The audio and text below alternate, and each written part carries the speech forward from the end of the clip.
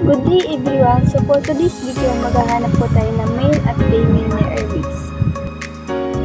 The black airwigs po ang hanapin natin ngayon na pair.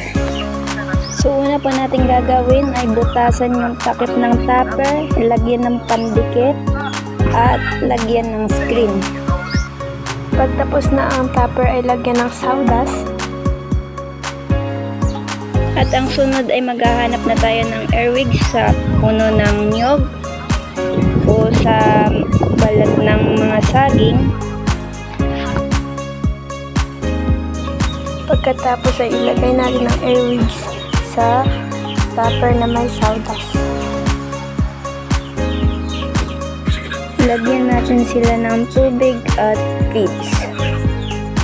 Magmi-mate po sila at mga ilang araw ay mangingitlog na ang babae. After 6 days po ay mag-hatch na ang kanyang mga itlog.